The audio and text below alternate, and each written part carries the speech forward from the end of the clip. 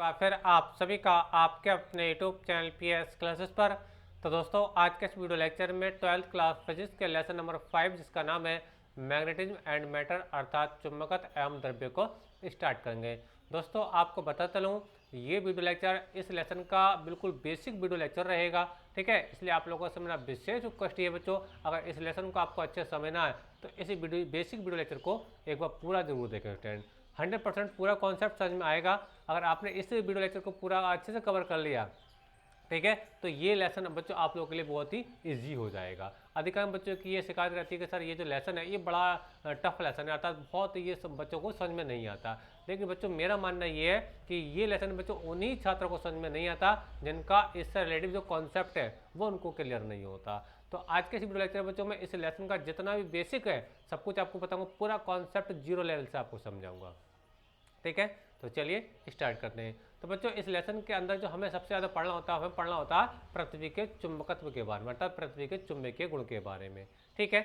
अच्छा, अब बच्चों ये जो पृथ्वी है ये चुंबकीय गुण यानी एक मैग्नेट की भांति व्यवहार करती है। तो सबसे बड़ी बात यह है कि इसका प्रमाण क्या है, यानी हमें कैसे पता चलेगा कि पृथ्वी एक चुंबक की भांति व्यवहार करती है, ठीक है। तो ये मैं आपको प्रमाण बताऊंगा। साथ ही साथ बच्चों वीडियो लेक्चर में आप लोगों को बताऊंगा कि अगर पृथ्वी के अंदर ये चुंबकीय गुण आया, यानी जो प्रमाण हम देखेंगे अभी, तो ये जो प्रमाण आए वो किस रीजन से है, यानी पृथ्वी जो चुंबकीय गुण शो करती है वो किस रीजन से यानी किस कारण से शो करती है वो कारण आपको बताऊंगा, ठीक है। तो इसीलिए आप लोगों से मैं विशेष करिए बच्चों कि वीडियो लेक्चर को पूरा जरूर देखें स्टूडेंट, ठीक है। विशेष रिक्वेस्ट मेरा आप लोगों से ये 100% पूरा कॉन्सेप्ट आज ही समझ में आ जाएगा बच्चों इस लेसन का। तो चलिए स्टार्ट करते हैं। तो देखिए स्टूडेंट सबसे पहले हम बात करते हैं कि पृथ्वी के अंदर का चुंबकीय गुण है तो उसका प्रमाण क्या है, ठीक है। तो प्रमाण के तौर पर बच्चों मैं 2-3 बातें आपको बताऊं, जरा ध्यान से सुने, ठीक है। देखिए स्टूडेंट सबसे बड़ा प्रमाण बच्चों ये कि जब हम किसी बार मैग्नेट को, ठीक है, स्वतंत्रता पूर्वक किसी धागे से लटकाकर छोड़ते हैं तो वो हमेशा जो बार मैग्नेट है वो नॉर्थ टू साउथ डायरेक्शन में जाकर के रेस्ट करते हैं, अर्थात वो रुकती है यानी विरामावस्था में आती है। यानी अगर हम किसी बार मैग्नेट को किसी धागे से लटकाकर स्वतंत्रता पूर्वक छोड़ दें तो जब भी वो रुकेगी तो रुकने की जो पोजीशन में होगी बच्चों वो हमेशा क्या होगी, नॉर्थ टू साउथ डायरेक्शन में होगी, ठीक है। अच्छा, अब देखिए दूसरा प्रमाण बच्चों ये है कि अगर हम किसी लोहे की कील को, अगर हम किसी लोहे की कील को बहुत दिनों तक मतलब कुछ सालों तक, ठीक है, जमीन के अंदर पृथ्वी के अंदर खोद करके दबा दें, ठीक है, और उसको कुछ सालों बाद अगर आप खोद करके देखेंगे तो वो भी क्या होती है बच्चे, एक चुंबक बन जाती है, यानी वो भी उसके अंदर भी एक चुंबकीय गुण आ जाता है। यानी वो भी टुकड़ा लोहे का जो टुकड़ा आपने दबाया था जमीन के अंदर, अब कुछ सालों बाद उसको अगर आप खोद करके देखते हैं तो वो एक मैग्नेट की तरह व्यवहार करता है, यानी अन्य दूसरे के लोहे की वस्तुओं को अपनी ओर को आकर्षित करता है। तो इन दूसरी प्रमाण तो ये हुआ कि पृथ्वी के अंदर हमने लोहे के टुकड़े को दबाया था लेकिन वो चुंबक बन गया। तो रियल में बात क्या है कि पृथ्वी के अंदर चुंबकीय गुण होता है, ठीक है। तीसरी बात बच्चों ये है कि ये कहानी एक आपने शायद सुनी भी होगी, एक द्वीप है मैग्नीशिया। मैग्नीशिया में क्या जिक्र था रहा, क्या कहानी है उसको समझो। तो बच्चों मैग्नीशिया के जो लोग थे, कुछ लोग मतलब अपने जानवरों को चराने के लिए गए जंगल में, ठीक है, और जंगल में जब गए तो उन्होंने देखा कि उनके पैरों में जो जूते थे उन जूतों से कुछ जंगल के जो पत्थर वहाँ पड़े हुए थे वो उनसे चिपक रहे थे। अब बड़ा अजीब कहानी लगी देखने में कि जूते पहने हुए जूतों से पत्थर कैसे चिपक सकता है।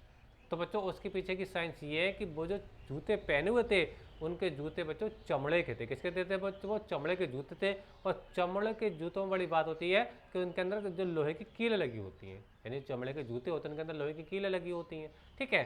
अब लोहे की कील हो गई, अब पत्थर वो चिपक रहा था किससे, जूते से, रियल में वो चिपक के साथ लोहे की कील से वो चिपक रहा था पत्थर, समझ आ रही। क्योंकि हम लोग जानते हैं कि चुंबक की एक प्रॉपर्टी होती है वो जहाँ भी लोहे को देखती है, ठीक है, या लोहे की वस्तु को उसके पास रखते हैं तो वो उसको कर लिए चिपका लेती है अपने से, ठीक है। तो जैसे ही वो जंगल में चल रहे थे कुछ पत्थर उनके जूतों से चिपक रहे थे। जूतों का चिपकने मतलब वो पत्थर उनकी जूतों में लगी कीलों से चिपक रहे थे, ठीक है। अब वो पत्थर ऐसे वैसे पत्थर नहीं थे, वो एक चुंबक थे। क्या थे बच्चों, चुंबक थे। अब वहाँ के लोगों ने क्या किया, उन पत्थरों को उठा कर वो घर ले आए। अब उन्होंने जब घर ला करके उनको रखा, उनके पास में जब लोहे की वस्तुएं रखी तो उनको उन्होंने अट्रैक्ट कर लिया। तो रियल में क्या थे, वो चुंबक थे। तो इस बात से पता चलता है कि बाकी पृथ्वी के अंदर क्या होता है बच्चों, चुंबकीय गुण होता है, मैग्नेटिक प्रॉपर्टी चुंबक के अंदर पृथ्वी के अंदर होती है। तो 3 बातें मैंने आपको बताई। अब बात यह है कि इस पृथ्वी के अंदर ही चुंबकीय गुण आया कहाँ से, किस रीजन से आता है, उसको समझ लिए। बड़ा आसान कहानी है। नेक्स्ट टाइम जैसे कि हम लोग जानते हैं कि पृथ्वी पर तमाम बिल्डिंग बनी है, तमाम तरह का डिफरेंट टाइप का मटेरियल, जब लोहा, सोना चांदी वगैरह तमाम जितनी मेटल बात करो, एल्यूमिनियम कॉपर वगैरह सब पृथ्वी पर है। ठीक है, अच्छा हम आप हैं सब पृथ्वी पर है। और हम और आप या कोई भी मटेरियल या पेड़ पौधे की अगर बात करता हूँ तो बच्चों सब किससे मिलकर बनते हैं, वो एटम से मिलकर के बनते हैं, एटम और मॉलिक्यूल से मिलकर के बनते हैं। ठीक है, और एटम और मॉलिक्यूल के अंदर क्या होते हैं बच्चों, फ्री आयन भी होते हैं। ठीक है, फ्री आयन होते हैं, फ्री इलेक्ट्रॉन होते हैं।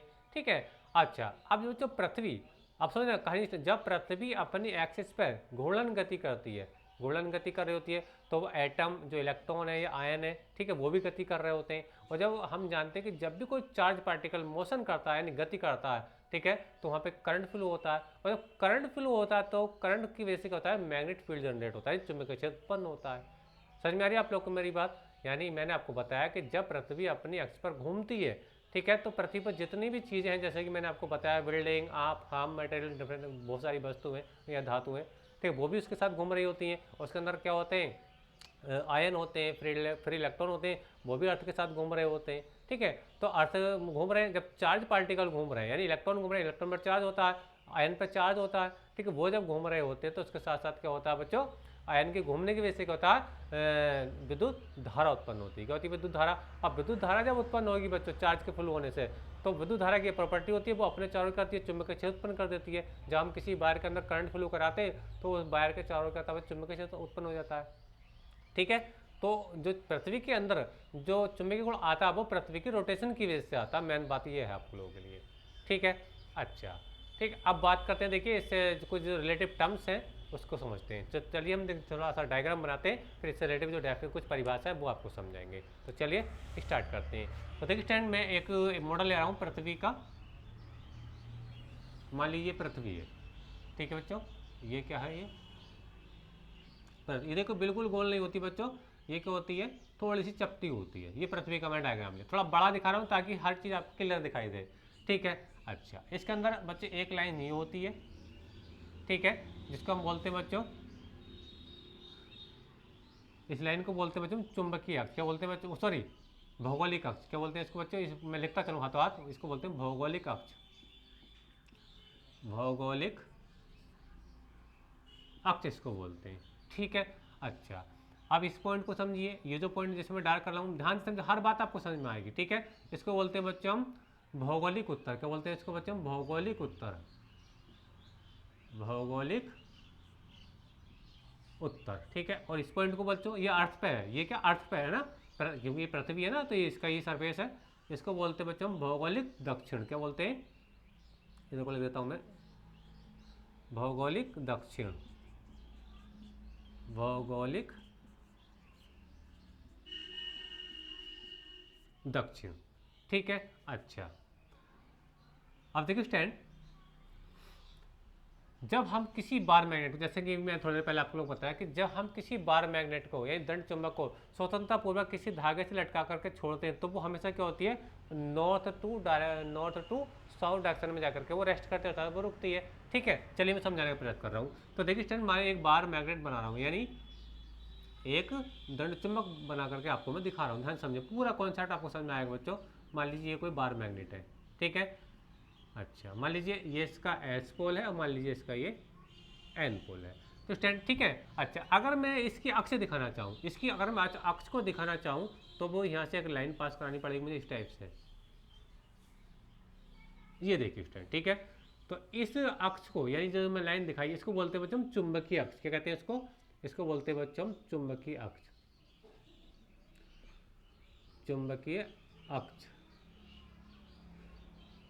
चुंबकीय अक्ष बोलते हैं। ठीक है, देखो ये क्या है, देखो भौगोलिक अक्ष है, ये क्या चुंबकीय अक्ष है। समझ में आ रही है आप लोग को मेरी बात? अच्छा अब देखिए, जैसे मैंने यहाँ पे 2 पॉइंट लिखे थे, ऐसे ही मैं यहाँ पे 2 पॉइंट लूँगा, एक पॉइंट ये बच्चों ये और दूसरा पॉइंट बच्चों ये।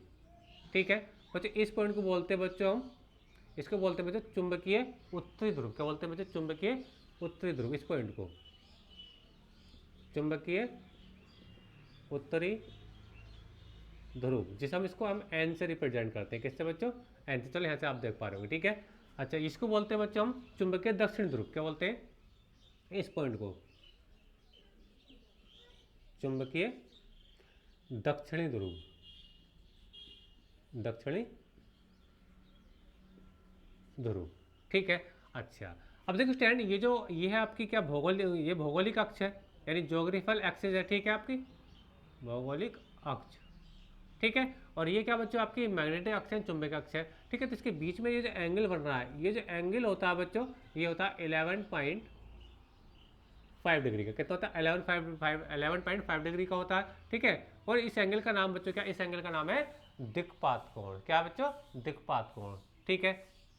अच्छा, अब बच्चों समझने की बात ये है, अगर ये मैग्नेट यानी चुंबकीय, ये चुंबक, ठीक है, अगर इस डायरेक्शन में ये रुक रही है, ठीक है, अगर ये इस डायरेक्शन में रुक रही होती है, तो ये तो वो चुंबक है बच्चों जो हमने स्वतंत्रता पूर्वक को लटकाई थी, लेकिन वो इस टाइप से रुक रही है।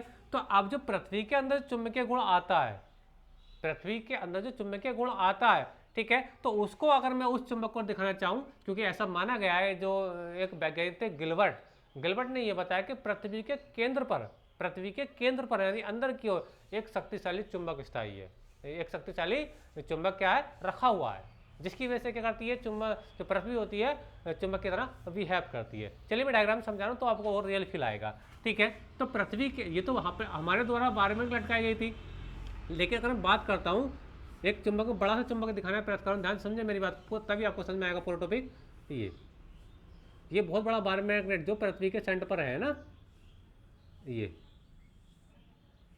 थोड़ा इसको देखिए, मैं ऐसे करके, ठीक है, ये देखिए, समझ में आ रही है आप लोगों को मेरी बात, ठीक है। अब मान लीजिए, देखो ये कौन सा पोल है? ये एन पोल है, ठीक है। और ये भी एक मैंने बार मैग्नेट बनाई है, जिसकी वजह से पृथ्वी का चुंबकीय गुण शो करती है, ठीक है। और ऐसे गिलबर्ट ने बताया था, क्या बताया था कि पृथ्वी के सेंटर पे क्या है? एक दंड चुंबक रखा हुआ है, ठीक है। अच्छा, अब देखिए ये एन पोल है, तो इधर भी एन तो होगा नहीं, क्योंकि एन तो रिपल करते हैं, एन चुंबक के समान ध्रुव क्या करते हैं? एक दूसरे को प्रतिकर्षित करते हैं। तो बच्चे ये क्या होगा? इधर ये एस पोल होगा इस बार मैग्नेट का, ठीक है। और इसके होगा बच्चों, ये इसका क्या होगा? ये इसका बच्चों ये क्या होगा? एन पोल होगा। क्या होगा? एन पोल होगा, क्योंकि आप देखो एस एन में अट्रैक्शन हो जाएगा, इधर भी एस एन में क्या अट्रैक्शन हो जाएगा। समझ में आती है आप लोगों को मेरी बात? ठीक है, समझ में आ रही है आप लोगों को मेरी बात? अच्छा, अब देखिए बच्चों, अगर हम इस पर चुंबकीय बल रेखाएं खींचें तो वो कैसे खींचते हैं? देखिए, हम जानते हैं कि चुंबकीय बल रेखाएं जो होती हैं वो एन ध्रुव से बाहर निकलती है, एस के अंदर एंट्री करती हैं, ठीक है। मैं इस चुंबक की वजह से चुंबकीय बल रेखाएं नहीं खींच रहा हूँ, ये जो बार मैग्नेट है, जो जिसकी वजह से पृथ्वी चुंबकीय गुण शो करती है, उसका जो एन पोल है ये है, और एस पोल बच्चों ये है। तो चुंबकीय बल रेखाएं क्या होती है बच्चों? एन से निकलती है, एस के अंदर आकर के एंट्री करती है, यानी चुंबकीय बल रेखाएं इस टाइप से आएंगी, ठीक है। यानी और में दिखाने प्रयास करूँ तो चुंबकीय बल रेखाएं कैसे आएंगी? इस टाइप से, ये देखिए, ठीक है। यानी चुंबक के बाहर की डायरेक्शन कुछ ऐसे होगी, एन से एस की होगी, लेकिन क्योंकि जो चुंबक के बल रेखाएं होती हैं एक बंद लूप होती हैं, तो इनका अगर भीतर का डायरेक्शन दिखाओ, भीतर डायरेक्शन कैसे होगी बच्चों? ये डायरेक्शन बच्चों ऐसे होगी, कैसे होगी? ऐसे होगी। समझ में आ रही है आप लोगों को मेरी बात? यानी चुंबक के बल रेखाएं होती हैं बच्चों, वो क्या होती है? एक बंद लूप होती है। चुंबक के बाहर इनकी जो दिशा होती है बच्चों, चुंबक के बाहर जो इनकी दिशा होती है वो क्या होती है? एन से एस की ओर होती है, एन से एस की ओर होती है, लेकिन चुंबक के अंदर क्या होती है? वो एस से एन की ओर को होती है, यानी डायरेक्शन ऐसे होगी, ठीक है। ये चुंबक के बाहर जो चुंबक के बल रेखाएं होंगी वो ऐसे होंगी, लेकिन अंदर की बात करूँ तो वो कैसे होंगी? ऐसे होंगी, यानी ये क्या बनती है? एक बंद लूप बनाती है। समझ में आता है आप लोगों में? और भी है चुंबक के बल रेखाएं दिखा सकते हो इस टाइप से, देखो ये इसके अंदर आकर एंट्री करेगी, ठीक है। और यहाँ से दिखा सकते हो, यहाँ से चुंबक के बल रेखा ये निकलेगी और यहाँ से आकर ये आकर इसके अंदर एंट्री कर जाएगी। समझ में आती है आप लोगों को मेरी बात? तो ये जो चुंबकीय बल रेखा में खींच के आपको दिखा रहा हूँ, किसकी वजह से दिखा रहा हूँ? जिसकी वजह से जो पृथ्वी है चुंबकीय गुण शो करती है, उसकी वजह से मैं दिखा रहा हूँ। समझ में आती है आप लोगों को मेरी बात? अच्छा, अब देखिए स्टैंड, अगर हम बात करें तो देखो,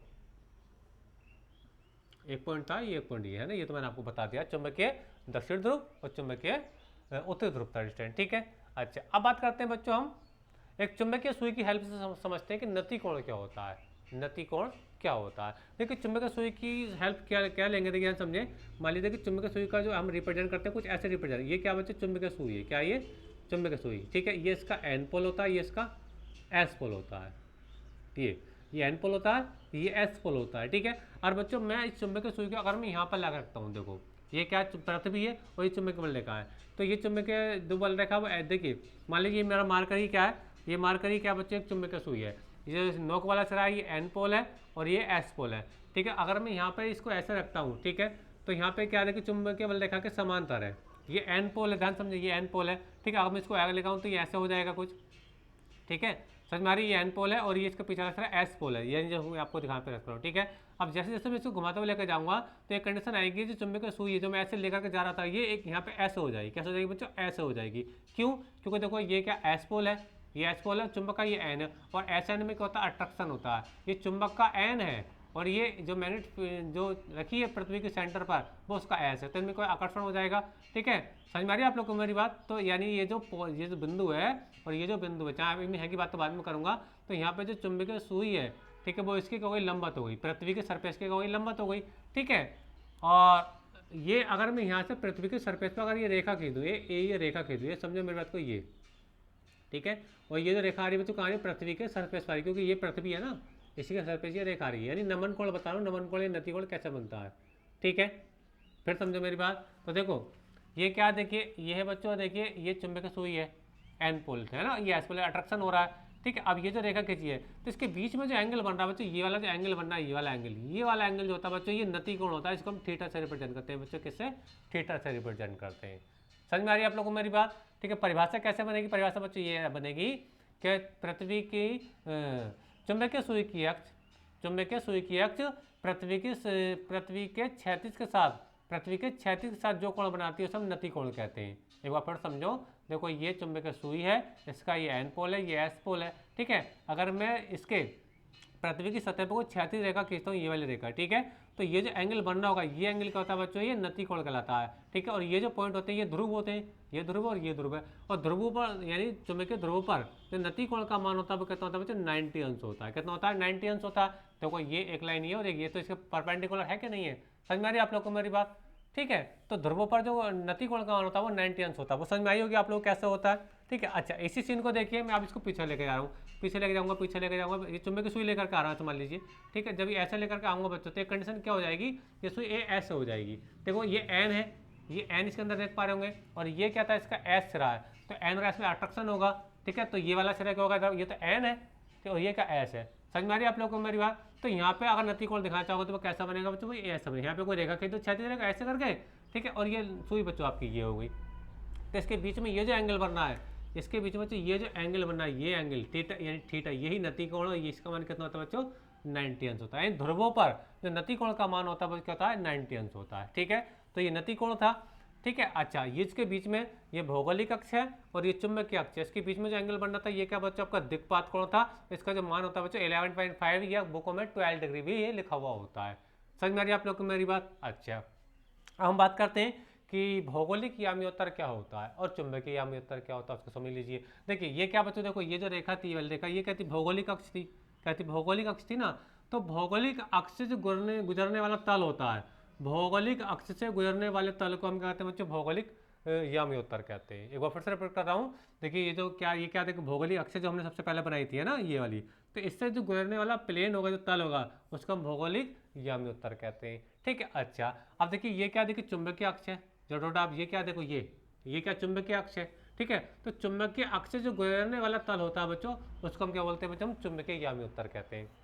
यानी भौगोलिक अक्ष से गुजरने वाले तल को भौगोलिक यामी उत्तर, चुंबकीय अक्ष से गुजरने वाले तल को हम चुंबकीय यामी उत्तर कहते हैं, ठीक है। अब भौगोलिक यामी उत्तर और चुंबकीय यामी उत्तर के बीच बना जो कोण होता है वो क्या होता है बच्चों, आपका दिक्पात कोण होता है, जिसे हम अल्फा से रिप्रेजेंट करते हैं। इसका जो मान होता है बच्चों 11.5 डिग्री या 12 डिग्री होता है। समझ में आप लोग को मेरी बात? चुंबकीय अक्ष क्या होती है, चुंबक के उत्तरी ध्रुव और दक्षिण ध्रुव को जो मिलाने वाली रेखा होती है वो चुंबकीय ध्रुव कहलाती है। इंपॉर्टेंट बात यह है कि ध्रुव पर जो नति कोण होता है ध्रुव पर वो कितना होता है बच्चों, 90 अंश होता है। कितना होता है, 90 अंश। ध्रुव पर नति कोण का मान कितना होता है, 90 अंश होता है। कई बार ऑब्जेक्ट टाइम में पूछा गया है। समझ में आई आप लोग को मेरी बात? ठीक है, तो ये मैंने आपको बताया कि रियल में पृथ्वी का जो चुंबकीय क्षेत्र, ये जो चुंबकीय बल रेखा होती है कैसे बनी होती है, ये मैंने आपको बताया। ठीक है, एक बात को याद रखना, जब हम किसी बार मैग्नेट को लटकाते हैं तो एन पोल एन की डायरेक्शन में नहीं आता। देखो भौगोलिक उत्तर ये है, लेकिन चुंबक का उत्तर बच्चों कुछ इस टाइप में आ रहा है। समझ में आ रही है आप लोग को मेरी बात? और भौगोलिक अक्ष और चुंबकीय अक्ष के बीच में जो एंगल होता है बच्चों कितना होता है, वो 11.5 डिग्री होता है। इस एंगल को हम बच्चों क्या बोलते हैं, हम इसको हम दिक्पात कोण कहते हैं। ठीक है, नति कोण मैंने आपको बताया ये आपको। ठीक है, ध्रुवों पर नति कोण कितना होता है, 90 अंश होता है। ठीक है, तो आज के इस वीडियो लेक्चर बच्चों बस इतना ही। वीडियो लेक्चर कैसा लगा कमेंट करके जरूर बताइए। वीडियो अच्छा लगा तो वीडियो को लाइक कीजिए, चैनल पर चैनल को सब्सक्राइब कर लीजिए। मिलेंगे नेक्स्ट वीडियो में, तब तक के लिए धन्यवाद। Best of luck. कमेंट करके जरूर बताइए कैसा लगा टॉपिक, समझ में आया या नहीं आया। ठीक है, तो मिलेंगे नेक्स्ट में, तब तक के धन्यवाद, बेस्ट ऑफ लक।